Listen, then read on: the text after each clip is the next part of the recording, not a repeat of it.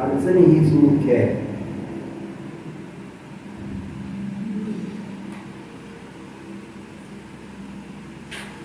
जे आहे त्याला पाहत नाही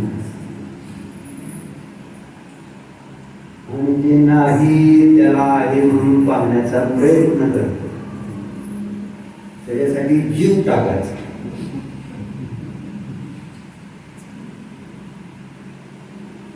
नसलेल्या गोष्टीसाठी.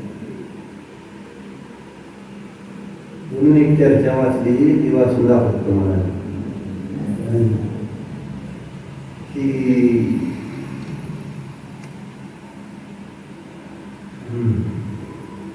एका कॉलेजमध्ये एक प्रोफेसर त्यांनी आपल्या विद्यार्थ्यांना एक प्रश्न विचारलेला आहे. माणसं उघड गर्दी करून बसवली समज पण नाही.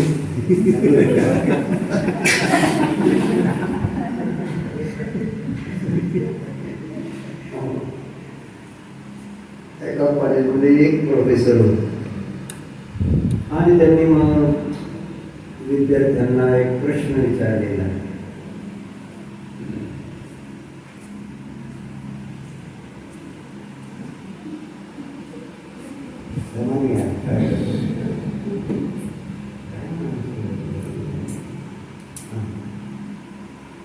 की इथं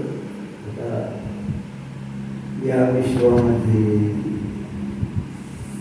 ज्या काही गोष्टी आहेत त्या कोणी बनवलेल्या आहेत. आता आलाय तर इकडे लक्ष द्या की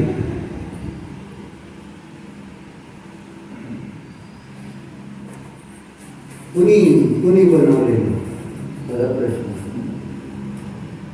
जगात जेवढ्या काही गोष्टी आहेत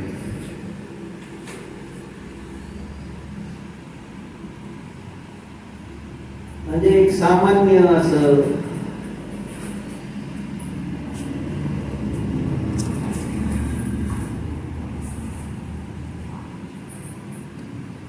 श्रद्धान दिसतं की जे काही आहे ते सगळं देवानं बनवलेलं आहे. देव आशय चांगला आहे ते सांगण्या पाठीमागचा त्यांचा.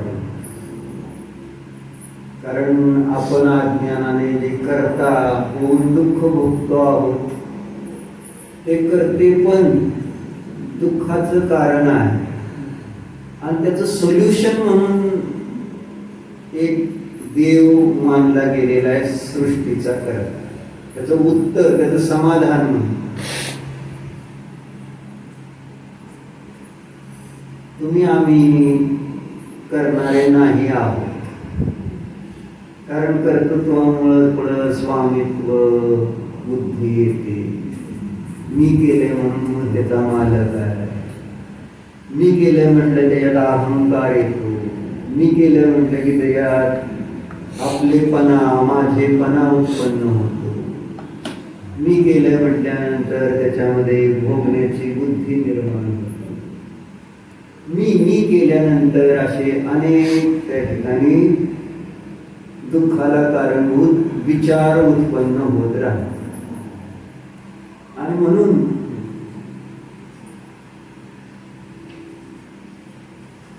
कोणा एका विचारकाने ज्याला अज्ञानीच आहेत आणि अज्ञानी सगळे जसे सुखाची इच्छा करतात, सुखाला सुख प्राप्त करण्यासाठी कोणी बाह्य धन कमवतं, कोणी काय करतं, कोणी काय. तर जे विचारक आहेत ते विचार करतात की हे सुख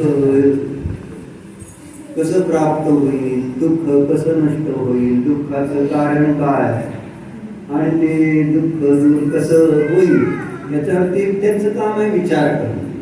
प्रत्येकाचं काम वेगळं आहे. प्रत्येकाला क्षेमक्षम जसा आहे त्यानुसार तसं कार्य होताना दिसून येतं. आपल्याकडे काय क्षेमक्षम पैसे कमवून आपल्याला वाटतंय सुख येईल, आपण पैसे मिळवू. जे काही फिलॉसॉफर्स असतात ते एक विचार दार्शनिक त्याला म्हणून ते आपले विचार करतात सृष्टीबद्दल आणि त्या मध्ये जीव दुःखी का आहेत आणि मग सुख प्राप्त होईल असं काय करावं लागेल असं ते विचार करून मग त्याच्यावरनं ते गणित मांडते. बरोबर झालं. मग अशाच कोण आहे का ज्यांच्याजवळ वितराग सर्वज्ञ असे देव नाही? बऱ्याच जणांना काय बघितले तर फार फार भाग्यवान जीवांना जिनेंद्र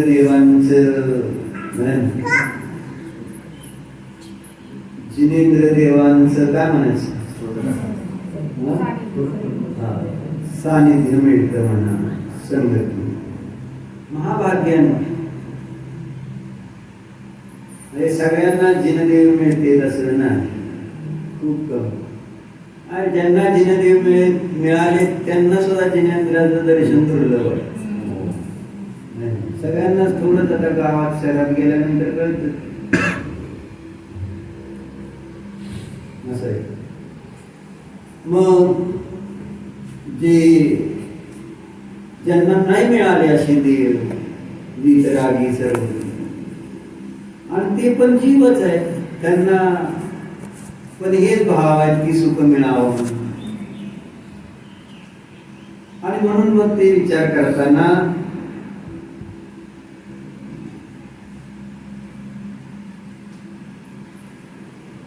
कोणाला एक असा विचार आला की बाबा हे सगळे जीव करता बुद्धीने दुःखे, मग जर ह्याच्यावर आपण समाधान काढलं की कोणी एक ईश्वरच या जगाचा करताय, कारण अशा काही रचना आहेत या जगामध्ये की ज्याची रचना सामान्य मनुष्याला करणं शक्य नाही.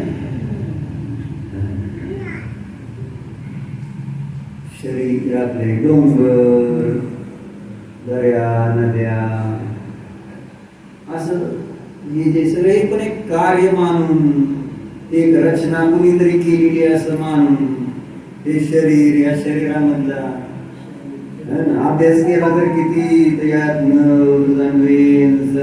काय काय प्रकार आहे या शरीरामध्ये, किती प्रकारचे केमिकल्स काय, असं सगळा विचार करून एक चांगला डॉक्टर पण मोठा साधू मानला. तेव्हा त्यांनी शरीराचं स्वरूप डॉक्टर म्हणून अभ्यास केला तर त्याचा ईश्वरावरच मकाने तिथं बसला तर लोक तुम्हाला जाता मानतात. तर तुम्ही दरवाजा सोडून बसा, तिकडे बघा ना.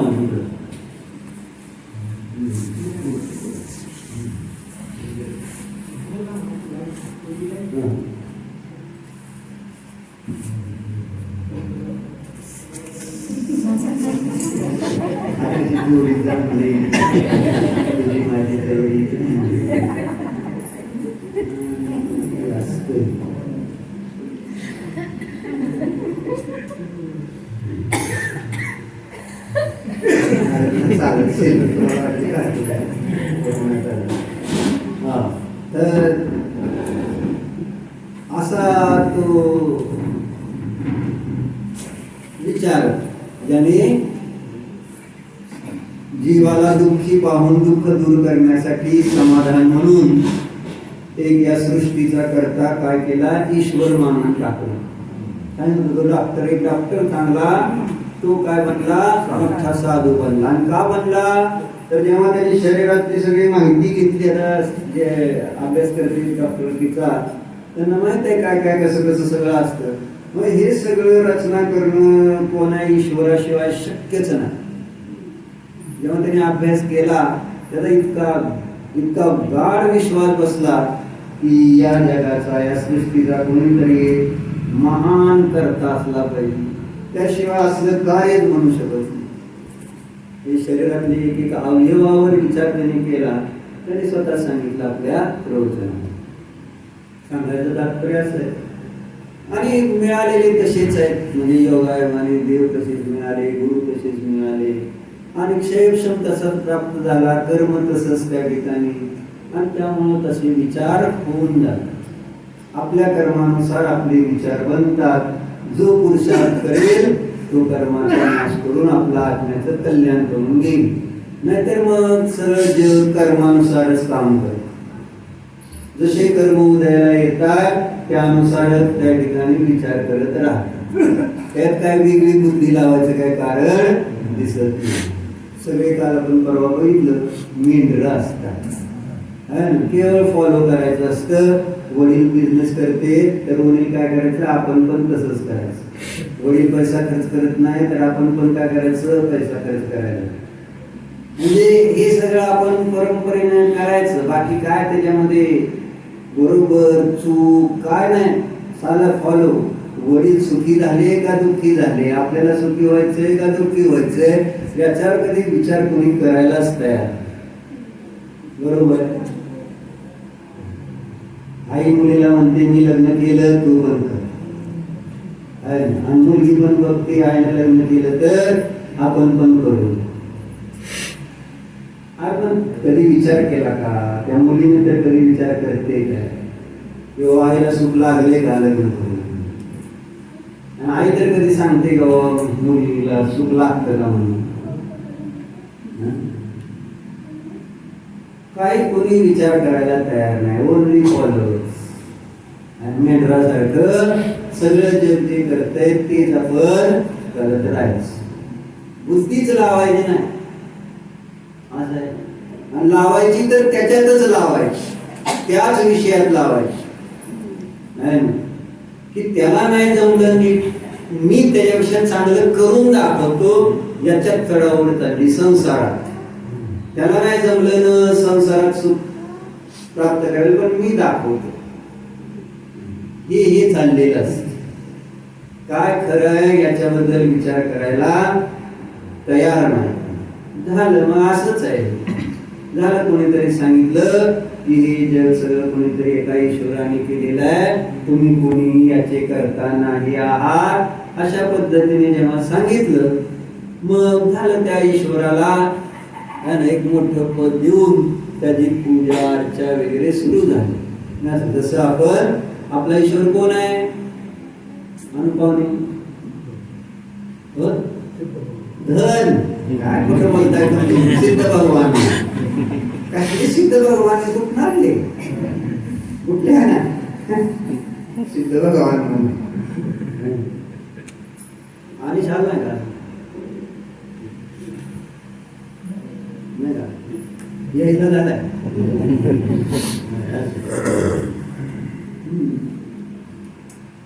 कोणी त्या ईश्वराला करता म्हणून पुढं ठेवलं वेदीवर, आणि त्याची पूजा अर्चा करून त्याच्याकडून संसार सुखाची इच्छा करू लागली. सगळ्याला संसार आणि हेच सत्य भासित होतं, आणि इथलं सुख म्हणजेच खरं सुख आहे असं समजून मग ईश्वराकडून मागणी काय केली की बाबा मला हे सगळं काय म्हणायचं, देहाश्रित सुख म्हणजे शरीराचं सुख, संयोगाचं सुख, असलं सगळं सुख त्या देवाकडे जाऊन मागायचा.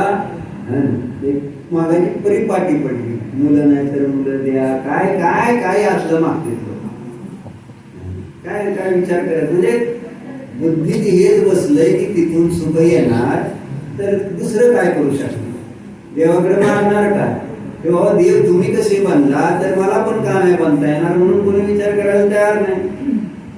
त्याला देव ठेवायचा आणि आपण आपलं सांसारिक सुखासाठी त्याच्याकडं आसपास राहायचं, एवढंच चालले. तर चर्चा याच्यासाठी चालली होती की म्हणून तिथं त्या कॉलेजमध्ये त्या प्रोफेसरने मुलांना प्रश्न विचारला की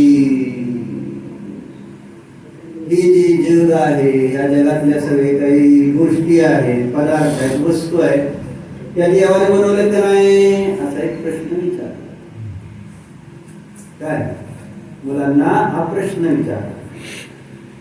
मग सगळेजण म्हणाले हा भगवानने ही बनाया है, हे सगळं जग कोणी बनवलंय तर देवाने संपूर्ण विश्वाची रचना केलेली आहे.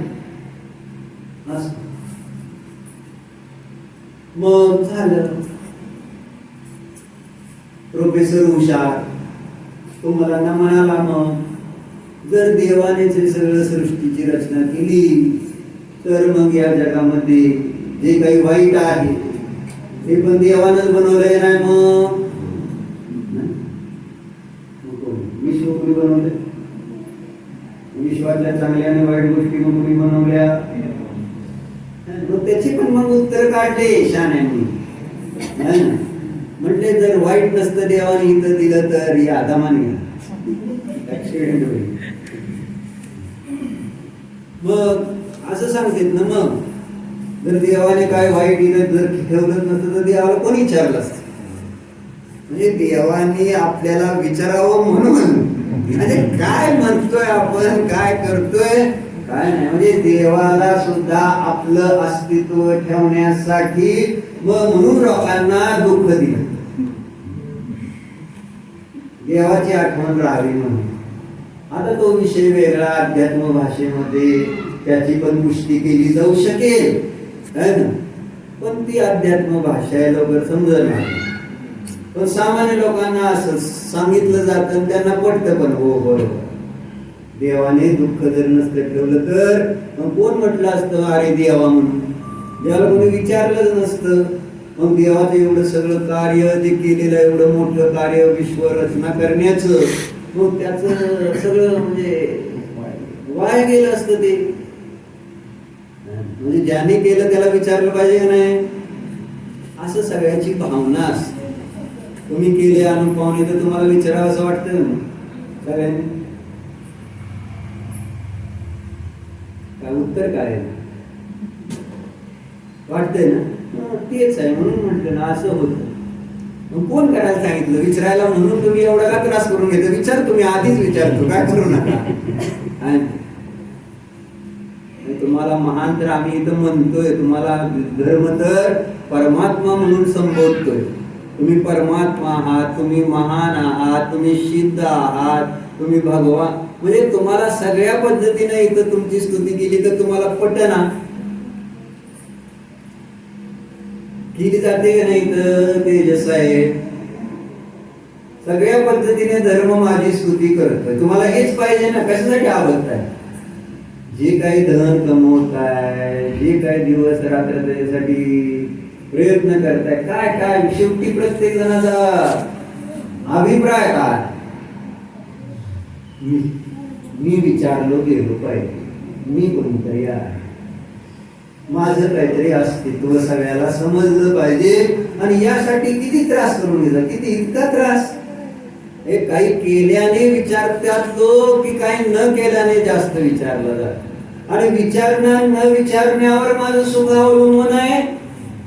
नॉनसेन्स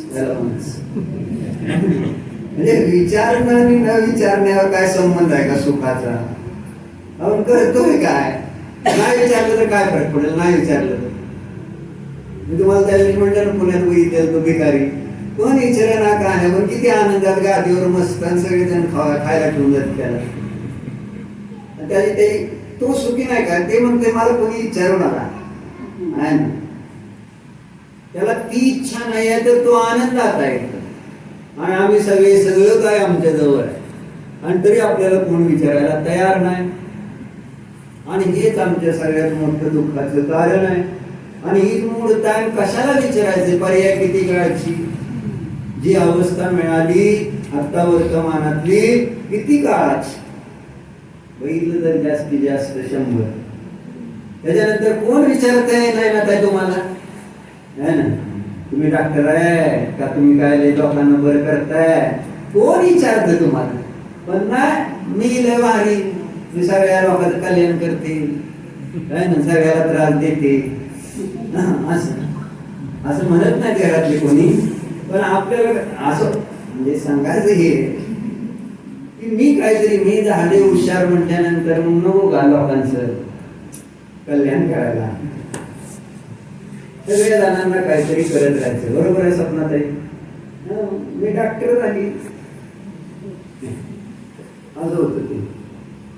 म्हणून चर्चा लक्षात घ्या की इथं हे काही जे आहे ज्याच्यासाठी आपण मरतो आहोत, कोणाचं नाव राहणार आहे, राहतं सांगा, कोणाचं नाव राहिले तुमचे बघा. आणि भात आठवते तुला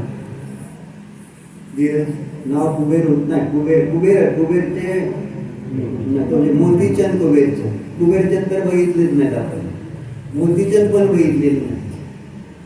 कोण आता विचारते, त्यांचा फोटो तर आहे तुमच्याकडे, हा काय म्हणून म्हटलं संपलं उगाच 4 दिवस फोटो लावते. तुमच्या नंतरची पिढी आहे ना तुमची, आता तुझा पोरगा लावतोय ना माहित ना मला. म्हणजे तू लावशील पप्पाचा, पण ते जेव्हा त्या तुझ्या हॉलमध्ये त्याचा डिस्टर्बन्स होईल कशासाठी, आणि तिथली जी शोभा फोटो वगैरे तिथे लावायचे सगळे हॉलमध्ये, चांगलं दिसत नाही ना. सगळे फोटो काढून वगैरे एका स्टोर रूम मध्ये ठेवले, तुम्हाला माहित नव्हतं सांग. आणि त्याच्यानंतर 3री पिढी आल्यानंतर त्याला कोण विचारत नाही. तुम्हाला मस्त आदर, पुढच्या पिढीला 0 आदर आहे. त्याच्या पुढच्या पिढीला तर काय घेणं देणं नाही, कुठला वाहन कुठलं काय. इतकं विचित्र आपल्या डोळ्या देखत आपण बघतोय आणि आपण तेच करतो. कोण विचारते पंजोबाला आणि आजोबाला, विचारते कोण? फक्त नाव लावले तेवढंच उभे राहायच एवढंच, बाकी काय नाही. नाव बरं वाटलं म्हणून ते आवडलं, तर नाव जर असतं दुसरं काहीतरी तर नाव ठेवलं नसतं. तसं नाव बरं आहे म्हणून ठेवले, ते सुद्धा आमचा स्वार्थ आहे. असं नाही की बाबा आपल्याला ते खूप त्यांच्या प्रती श्रद्धा आहे, आदर आहे, विनय म्हणून नाव ठेवले. एखादं नाव सांगू असं की जेणेकरून बापूच्या हाईट म्हणून ठेवणार काय, म्हणजे असं कुठलं एक नाव समजून होत नाही. चर्चा अशी आहे की काळ थोडा, आणि त्या थोड्या काळामध्ये आपण ज्याच्यासाठी मरतोय आणि ते आपलं स्वरूप नसतं, आणि हेच आपलं अजून क्लिअर कट होईना विषय. चर्चा काय झाली तर मग जेव्हा त्या मुलांना विचारलं, मुलांनी सांगितलं की काय ही सृष्टी कोणी रचली, देवानंच रचली. मग त्यावेळेस ते प्रोफेसर काय म्हटलं, इथं जगामध्ये जे वाईट कार्य चालले ते कोणी रचलंय, ते कोणी रचलंय.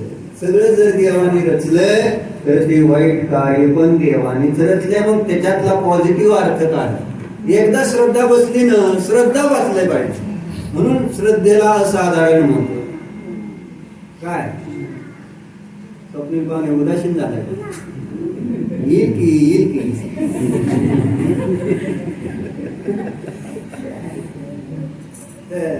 लक्ष द्या काय चाललंय, उदास व्हायचं झालं काय. म्हणजे ज्याच्यावर श्रद्धा बसली, जसं आईची मुलावर इतकी श्रद्धा तिथे जर त्या ठिकाणी वाईट कार्य सुद्धा भारती म्हणत असतं. वाईट कोण? तुम्ही वाईट, तुमच्या 7 पिढ्या वाईट. माझ्या मुलाला वाईट म्हणतात आज म्हणजे चालतं का? श्रद्धा पाहिजे. मग ते भले त्या ठिकाणी किती चूक होते, जसं आपण अंधमतवादीमध्ये किती साधू भ्रष्ट होते काय आपल्यात असतील कोणी, पण एक त्या ठिकाणी श्रद्धा असेल की हे माझे गुरु, आणि त्यांच्यावर जर श्रद्धा असेल तर त्यांचं सगळं बरोबर. बीजेपी वाले कोण आहे? सगळी अशी श्रद्धा एकदा बसले की काय म्हणणार, हे बरोबर. काँग्रेसवाले असतील म्हणणार ते किती चुकलं तरी ते बरोबर. हे चूक तिथे दिसतच नाही, कारण श्रद्धा नाही. आपवाले असतील तर आपवाला माझं हे बरोबर, त्यांनी भ्रष्ट होऊ दे नाहीतर काय होऊ दे, चांगल्यासाठीच केलं. ही आहे श्रद्धानाचं फळ. म्हणून आचार्य म्हणते योग्य ठिकाणी श्रद्धा ठेवा. योग्य अयोग्य श्रद्धानाचं फळच हा संसार आहे, दुःख आहे, अशांती आहे, आकुलता आहे. साहेब ओ साहेब, दुःखाचं कारण काय सांगायला सांगितलं? खोटी श्रद्धा, अयोग्य स्थानी ठेवलेलं श्रद्धान, आणि ज्या चुकीच्या गोष्टी आहेत त्याच्यावर आमचा पूर्ण विश्वास आहे, ज्या बरोबर गोष्टी आहेत त्याच्यावर माझा विश्वासच बसायला तयार नाही. कसंही सांगा, कोणत्याही पद्धतीनं सांगितलं तरी माझा विश्वास, धर्मामध्ये जे काही गोष्टी सांगितल्या त्याच्यावर ठाम श्रद्धा नाही का, इदमेव ईदृशमेव म्हणून न अन्यत न अन्यथा, हे असंच आहे. धर्म सांगतोय ना म्हटल्यानंतर हे बरोबरच आहे, याला सोडून दुसरं काय असू शकणार नाही. अशा प्रमाणे त्या ठिकाणी त्या धर्मावर श्रद्धा ठेवून परिणत व्हायला नको.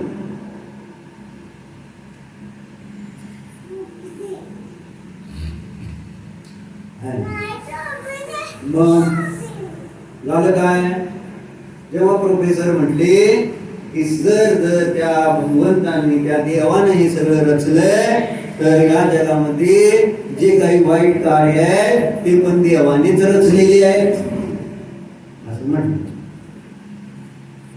मग काय झालं?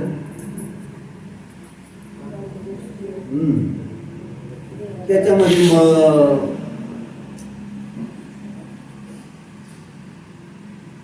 एक मुलगा तिथं होता हुशार, कोणासारखा पण सांगतो, सगळेजण तुम्हीच हुशार असता हे तुम्हाला माहितीच आहे, प्रत्येक जण हुशार.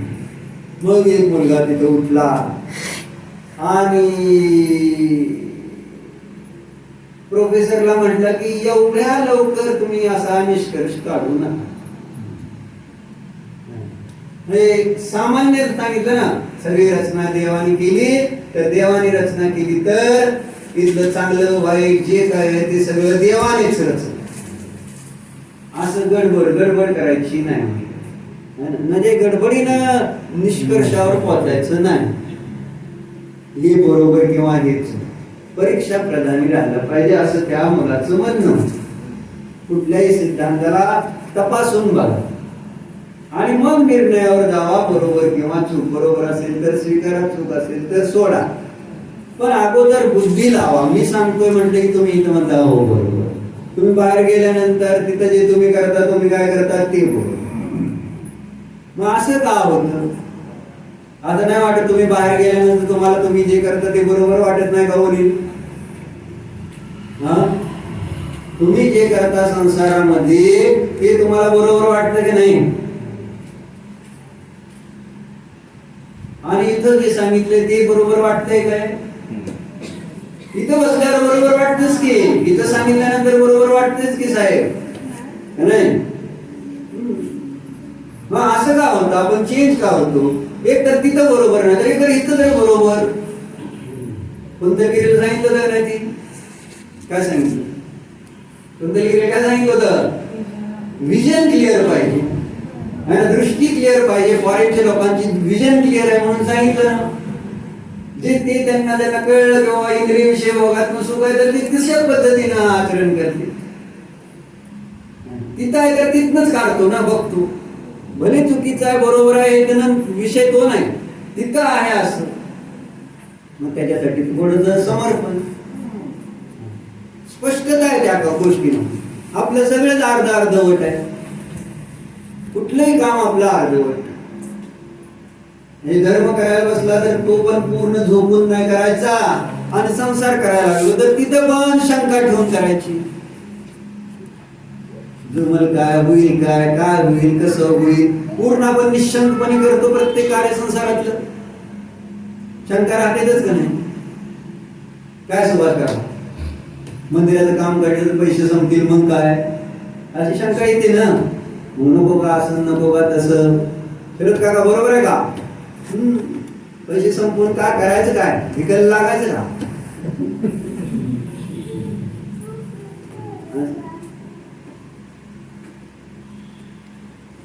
सांगायचं काय? निर्णय परीक्षा करा. जे तुम्ही शिकताय त्यावेळेस त्याच्याबद्दलचा निर्णय करण्यासाठी काम करा. इथं टाइमपास साठी येऊ नका. आणि प्राय धर्म म्हणजे म्हटलं की नाही, आपण एक ठीक आहे चला सांगते दोन शब्द ऐकू आणि थोडस आपलं थोडं बरं आहे, बरं वाटतं. जसं एखादं व्याख्यान ऐकलं, कोणाचं तरी मोटिवेशनल स्पीच ऐकलं, तसं थोडस काहीतरी ऐकलं, थोडं शांती मिळाली, मनाला शांती. बाहेर करून करून थकले आणि मग धर्माला लागले. बरोबर आहे काय? करून करून असं बरं, करून करून भागले आणि ते धर्माला लागले असं म्हणतात. थकले म्हटलं. म्हणजे असं काय याच्यामध्ये काय आहे ना, आपल्याला काहीतरी ग्रहण करायचंय, आपल्याला ह्याच्यातनच आपलं कल्याण होणार आहे, अशा भावनेने ह्याच्यातले किती लोक सापडतील. फक्त तलवारीत घेऊन तुमच्या शेजारी बसवून नाही माणूस म्हणून कारण तिथं बिरबल अकबराचे चालले ते ना चर्चा, तिथं अकबर जेव्हा तिथं ते गायन म्हणणारा मनुष्य आहे ना, आणि मग ते गायन करताना तिथं सभा मोठीच्या मोठी सगळे अशी गर्दी केलेली लोक, आणि मग सगळे ते असे आहे ना दाद द्यायचे त्या ह्याला मान हलवायचे. मग अकबर म्हटला बघा किती माझ्या राज्यात लोक रसिक आहेत म्हटला काय रसिक ना बिरबल म्हटला काय बोलतो म्हटला बघा म्हटले सगळे कसे मान हलते. बरं असं ते म्हटला परत आपण एक पुढच्या आठवड्यात ठेवू म्हटले, आणि प्रत्येक माणसाजवळ एक तलवार घेतलेला म्हणून उभा करायचा, मान हल्ली की काटली जाईल म्हणून सांगा आपली. बर बघू मग रसिक कळते आपल्याला. झालं मग बसले, त्याचं गायन सुरू झालं, मग तलवार घेऊन एक जण उभा आहे, आणि काय आदेश पहिल्यांदा सांगितलं. त्याचं गायन सुरू झालं आणि कोणाची मान हल्ली तर किती जणांनी मान हलवली असतील तुमचं काय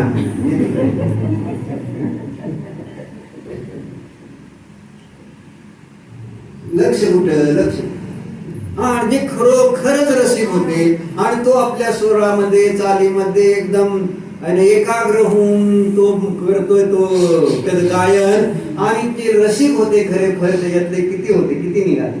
त्यांना भान राहिलं नाही, भान राहत नाही, आणि भान नाही राहिल्यानंतर झालं काय आपोआप मान हल्ल्या त्यांना कळलं पण नाही की शेजारी तलवार घेऊन उभारलेला मनुष्य आहे, आणि आपल्याला सांगितलेलं आहे की बाबा जर मान हल्ली तर मान कापली तर काय. त्यांचा विचारच राहिला नाही, इतके त्याच्याशी एकाग्र होऊन गेले. किती लोक निघाले होते तसे पाहुणे?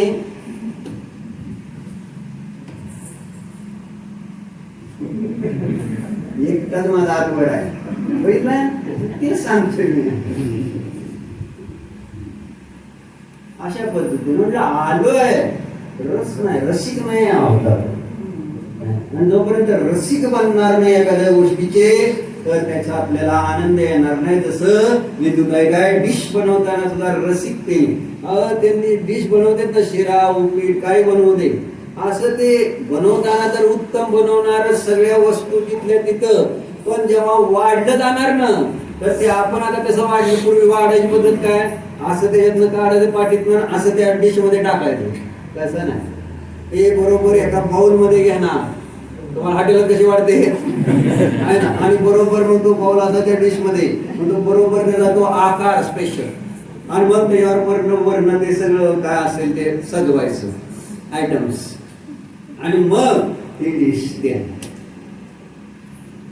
त्याला म्हणायचं रसिकता. आणि इंटरेस्ट आहे ना, मग ज्या पद्धतीने की समोरच्याला पण वाटलं पाहिजे की आपण काहीतरी खातोय काय ते चांगलं. वाढताना सुद्धा वस्तू चांगली असली नीट वाढली नाही तरी प्रॉब्लेम आहे. कपडे किती चांगले असले नीट प्रेस करूनच घालावं लागते बरोबर तर चांगला दिसणार. आता ते ड्रेस मस्त तुम्ही आणलेला 10,000 पण इस्त्री नसली केली तर त्याचा काय उपयोग होईल काय. त्याला व्यवस्थित प्रेस करूनच घातलं तर त्याचं ते इम्प्रेशन पडणार. तसं इथं सुद्धा आम्हाला या विषयामधली रसिकता नको, म्हणजे काहीतरी चांगली गोष्ट आहे असा विचार करून किती जण आपण स्वाध्याय धर्म पूजा अर्चा करत असतो, करायची असते. काय पाहू या म्हणावं लागते तरी लवकर सुरू केलं तरी पाहुणे आपलं आहेच. आले नाही म्हणजे सांगायचं कसं आहे, काय फरक पडतोय, काय सांगणार आहे, काय त्याने व्हायचंय का नाही. काय जे होणार आहे ते सगळं ध्यानानेच होणार आहे. किती श्रद्धा, तिथली रसिकता किती, तिथलं समर्पण किती, आणि मग त्यामुळे तिथलं तुम्हाला इन्कम पण दिसतंय ना, व्यवहार साधा आहे.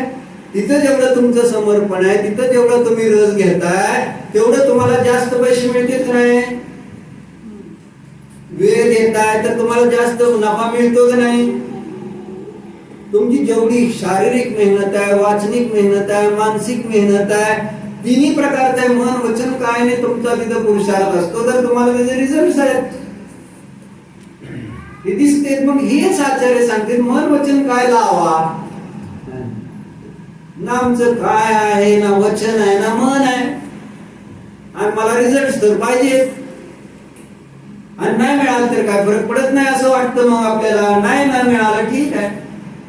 अरे मिळणार कसे जेव्हा मी मन वचन काय नाही लावलं तेव्हा. आणि आम्हाला म्हटलं ना नो प्रॉब्लेम, नाही रिझल्ट धर्माचा जरी आला तर मला प्रॉब्लेम नाही ना, कारण माझं पुण्य उदय असं आहे. परवाच आपण चर्चा केली, दुःख मला जाणवतच नाही माझं, आणि दुःखाचे सोल्युशन्स माझे आज माझ्या पूर्वीच्या पुण्याच्या उदयात उपलब्ध आहेत. त्यामुळे दुःख दूर करण्यासाठी धर्मच केला पाहिजे असं कोणी सांगितलं? कोणत्या देवाने सांगितलं? ही आमची विचारधारा आहे.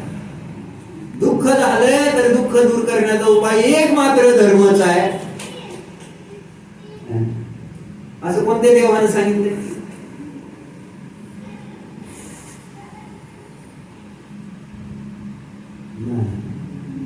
धर्म मी जे करेल त्यानेच दुःख दूर होणार. अशा श्रद्धाने आम्ही धर्म करणार तर फळ मिळणार नाही. मग आता झालं का पुढं? मग त्या प्रोफेसरनं काय झालं? प्रोफेसरला एक मुलगा उठून म्हणला की असं इतक्या लवकर कुठल्याही गोष्टीवर तुम्ही निष्कर्ष करा, म्हणजे तात्पर्यावर येत जाऊ नका की म्हणजे त्यामुळं असं सिद्ध होईल की हे बघा देव कोणी नसतं, देवावरची श्रद्धा नष्ट होईल ना असं म्हटल्यानंतर. कारण देवानं चांगलं केलं, देवच वाईट करतो, म्हणजे देव कुठला चांगला राहिला. आणि आपल्याला अशा पद्धतीने आवडतं पण देवाला जर आपण वाईट ठरवलं म्हणजे देवामुळं काय चांगलं होत नाही असं जर आपल्याला समजलं, इट्स बेटर अँड गुड. कारण मला कुठं देव करायचं?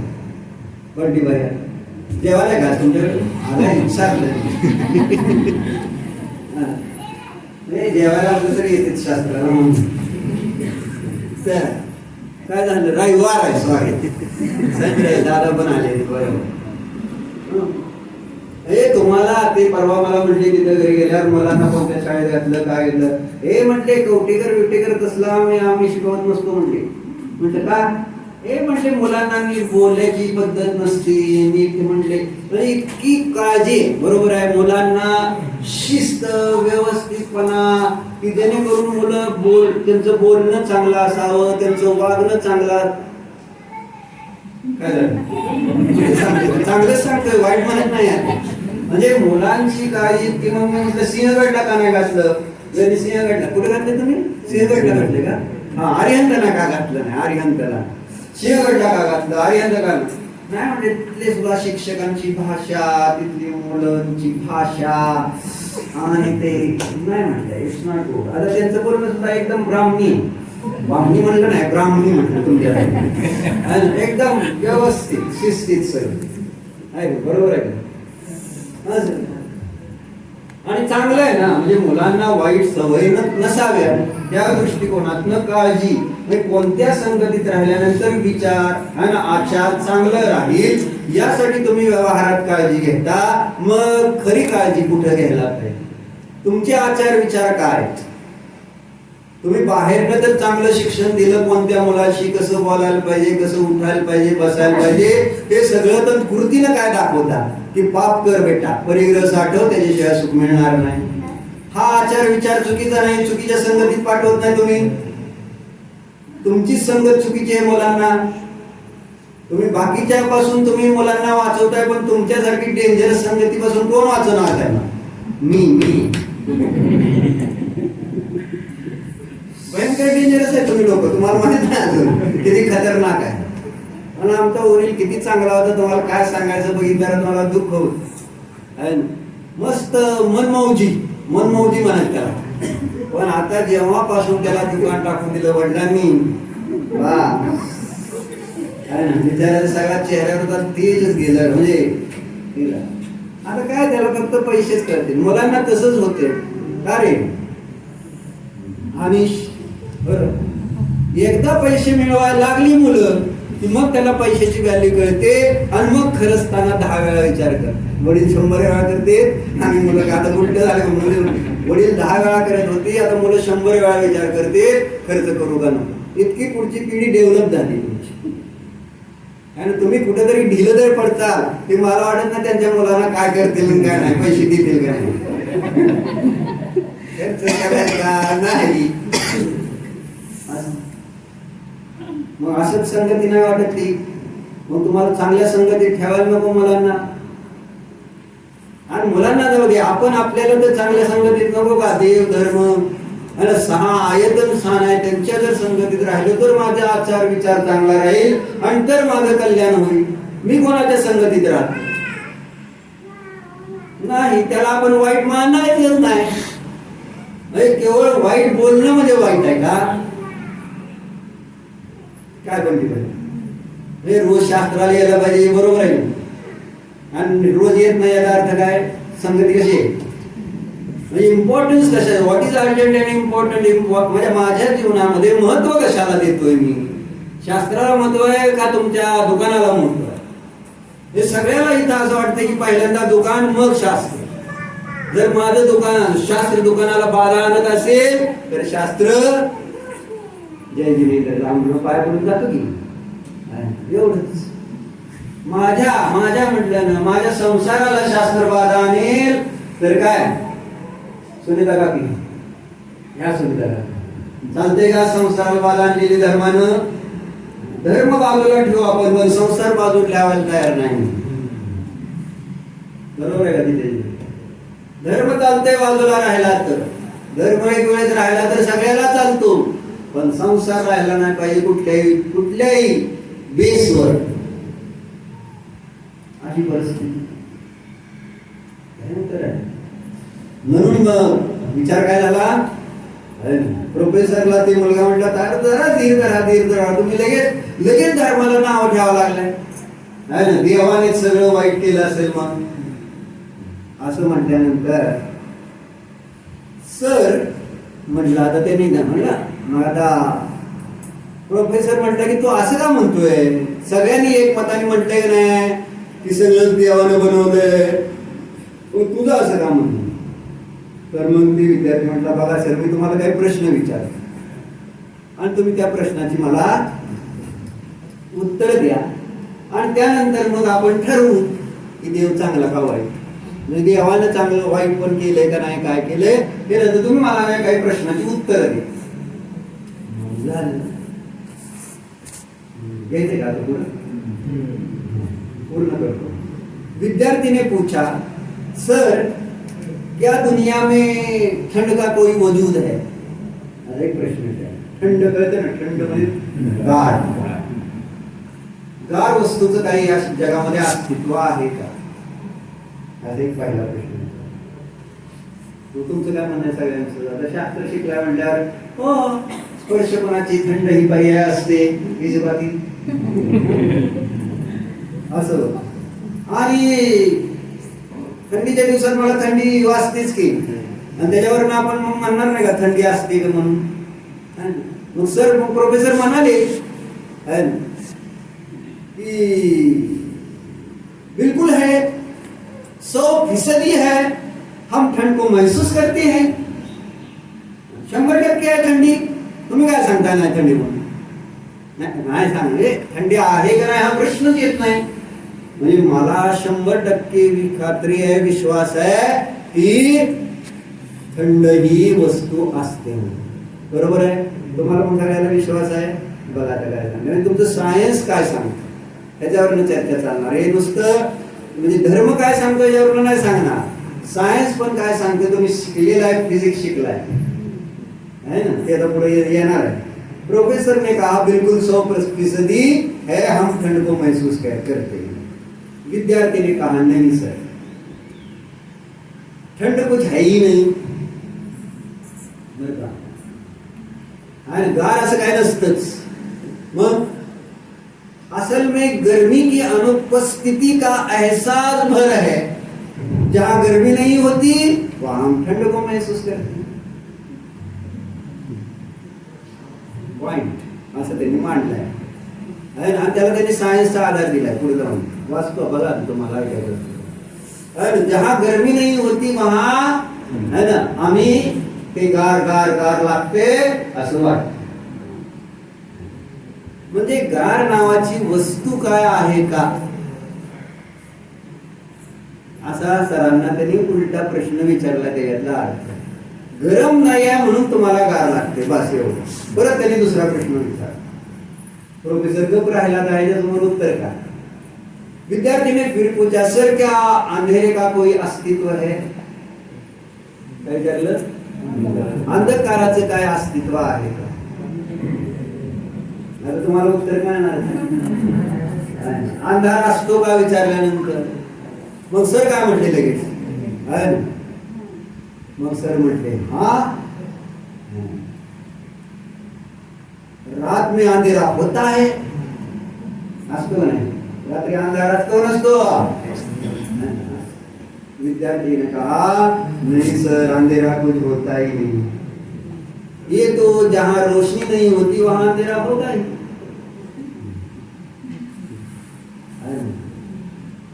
काय पटवून द्यायचं सरांना? या जगात वाईट जे कार्य केलेलं आहे ते देवानच केलेलं आहे असं प्रोफेसरला पटवायचं होतं, आणि ह्याला प्रोफेसरला पटवून द्यायचं की ईश्वर काही वाईट कार्य करत नसतं. बरोबर? राहिली गोष्ट